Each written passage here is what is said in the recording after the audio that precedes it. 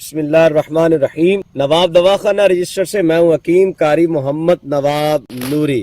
یہ پودا جو آپ دیکھ رہے ہیں اس کا نام ہے مکو، جس کا ہم اکثر عرق وغیرہ استعمال کرتے ہیں یا طبیب حضرات دوسروں کو بتاتے ہیں کہ استعمال کریں۔ اسی عربی میں امبو سالب قدرتی طور پر افریقہ میں یہ پایا جاتا ہے اور اسے نمونیا، دانتوں میں درد پیٹ میں بھی درد، سوزش، بخار اور ٹیومر کے علاج کے لیے خوراک کے ساتھ ساتھ دعاؤں کے پودے کے طور پر بھی استعمال کیا جاتا ہے۔ یہ پاکستان، انڈیا، بنگلہ دیش میں، سری لنکا میں بھی پیدا ہوتا ہے۔ اس کا پودا زمین سے لگ بھگ 1 فٹ سے بلند ہوتا ہے۔ شاخیں بکثرت پیدا ہوتی ہیں، پھول سفید اور ان کے جھڑ جانے کے بعد چھوٹے چھوٹے انگوروں کی شکل کے نخود برابر پھل لگتے ہیں۔ یہ پھل شروع میں ہرے ہوتے ہیں اور پک کر زرد سرخی مائل ہو جاتے ہیں اور ان میں کچھ مٹھاس آ جاتی ہے۔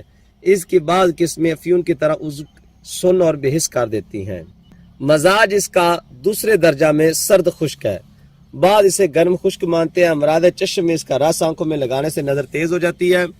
اس کے پتوں کا رس آنکھ کے گوشہ کے ناسور میں انتہائی مفید ہے۔ مقدار خوراک اس کی 5 ماشا سے 7 ماشا تک آپ برگ مکو سبز مروک سے 4 سے 5 تولہ تک دے سکتے ہیں۔